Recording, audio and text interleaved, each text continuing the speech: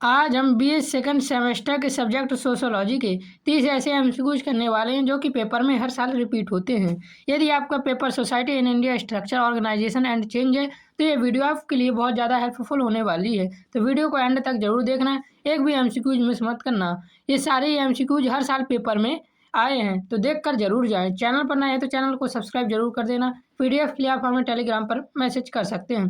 तो शुरू करते हैं आज के 30 मोस्ट रिपीटेड और मोस्ट इंपॉर्टेंट एमसीक्यूज को बिना देरी किए। क्वेश्चन है, एस.सी. दुबे ने गांव के वर्गीकरण के कितने आधार बताए? तो एस.सी. दुबे ने गांव के वर्गीकरण के 6 आधार बताए। तो देखिए, एस.सी. दुबे ने अपनी पुस्तक इंडियन विलेज लिखी थी, याद रखना। इंडियन विलेज किसकी पुस्तक है? तो एस.सी. दुबे की है। मैं आपको एक्सप्लेनेशन के साथ समझाऊंगा तो आपके यहाँ 30 क्वेश्चन से 70 से 80 क्वेश्चन कंप्लीट होने वाले हैं।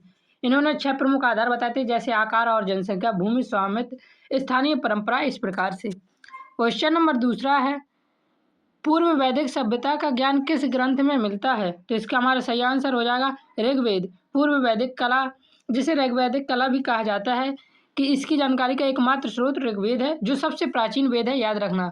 वैदिक सभ्यता का सबसे प्राचीन वेद कौन सा है? तो ऋग्वेद सबसे प्राचीन वेद है। क्वेश्चन नंबर तीसरा दिया हुआ है, नियोजित परिवर्तन के प्रमुख उद्देश्य क्या हैं? तो नियोजित परिवर्तन के प्रमुख उद्देश्य समाज कल्याण, व्यक्तित्व विकास और सामाजिक पुनर्निर्माण, ये तीनों ही नियोजित परिवर्तन के उद्देश्य हैं।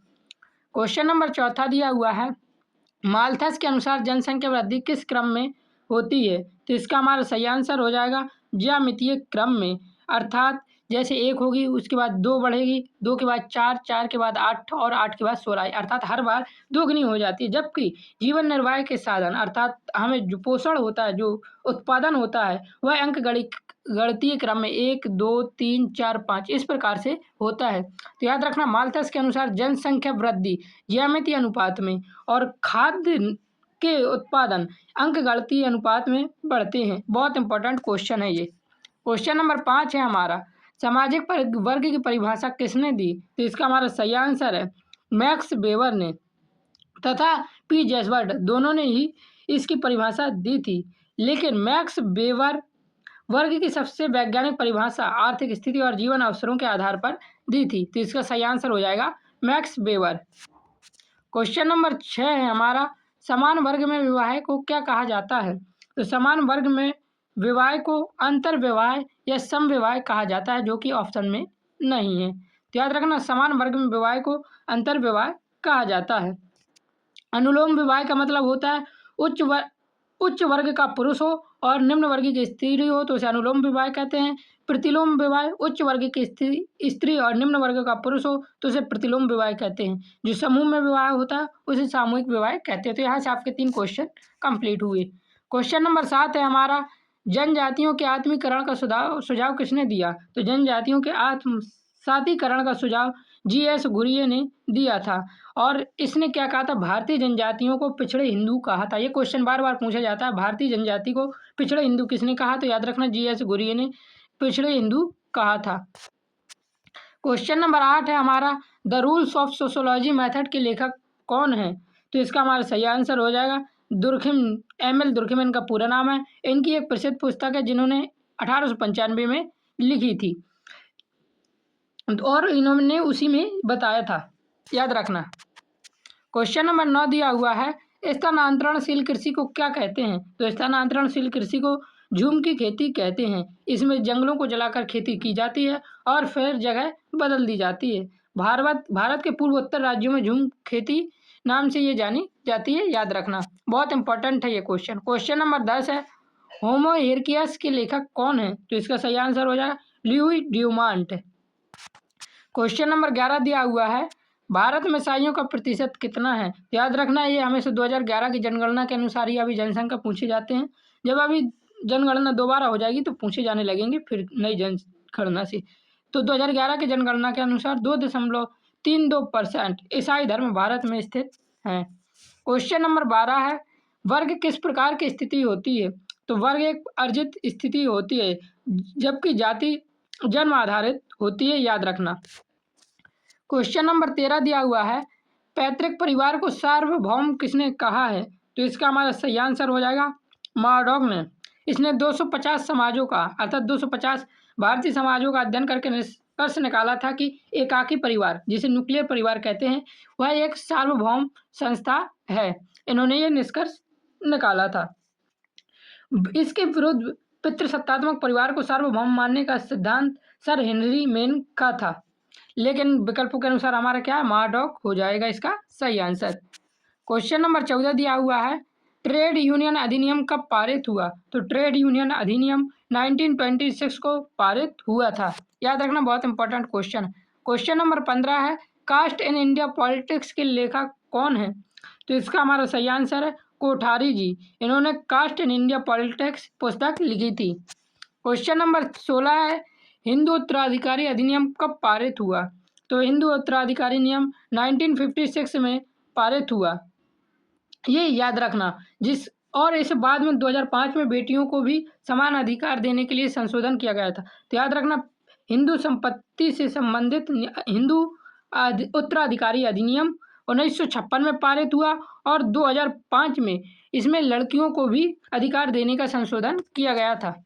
क्वेश्चन नंबर 17 है हमारा, some aspects of family in महुआ पुस्तक के लेखक कौन है? तो इसका सही आंसर हो जाएगा I.P. देसाई। भारतीय समाजशास्त्री I.P. देसाई ने गुजरात के महुआ शहर में संयुक्त परिवार के बदलते स्वरूप का अध्ययन कर यह प्रसिद्ध पुस्तक लिखी थी, याद रखना। क्वेश्चन नंबर 18 है, ह्यूमन सोसाइटी पुस्तक के लेखक कौन है? तो इसका सही आंसर है किंगसल डेविस। इन्होंने यह पुस्तक 1949 में लिखी थी। यह अमेरिकी समाजशास्त्री थे, याद रखना। क्वेश्चन नंबर 19 दिया हुआ है, सती प्रथा निरोधक अधिनियम कब बना? तो सती प्रथा निरोधक अधिनियम 1829 में बना था। बहुत इंपॉर्टेंट क्वेश्चन है। क्वेश्चन नंबर 20 दिया हुआ है, हिंदू विवाह अधिनियम कब लागू हुआ? तो हिंदी विवाह अधिनियम 1955 को लागू हुआ, जिसमें हिंदुओं में एक विवाह को अनिवार्य बनाया गया और तलाक का प्रावधान भी इसी अधिनियम में किया गया था 1955 में। क्वेश्चन नंबर 21 जानने से पहले आपने अभी तक 20 इंपॉर्टेंट एमसीक्यूज कर लिए। वीडियो पसंद आई तो लाइक जरूर करना। मैं आपको एक्सप्लेनेशन के साथ समझा रहा हूँ ताकि आपके और भी क्वेश्चन यहीं से कंप्लीट हो सके। 21 है, ब्रह्म समाज की स्थापना कब हुई? तो ब्रह्म समाज की स्थापना 1828 में कलकत्ता में हुई थी। किसने की थी? तो याद रखना, राजा राम मोहन राय ने की थी। 1828 में की थी, कलकत्ता में की थी। इसका उद्देश्य हिंदू धर्म में सुधार लाना और कुरीतियों को मिटाना था। तो यह इसका सही आंसर है 1828। क्वेश्चन नंबर 22 है, अंतर्राष्ट्रीय महिला दिवस कब मनाया जाता है? तो 8 मार्च को अंतर्राष्ट्रीय महिला दिवस मनाया जाता है। क्वेश्चन नंबर 23 देखिए, संस्कृतिकरण की अवधारणा किसने दी? तो संस्कृतिकरण की अवधारणा M.N. श्रीनिवास ने दी थी। क्वेश्चन नंबर 24 है, 2011 की जनगणना के अनुसार महिलाओं की साक्षरता कितनी है? तो 2011 की जनगणना के अनुसार भारत की कुल साक्षरता थी 74.04%।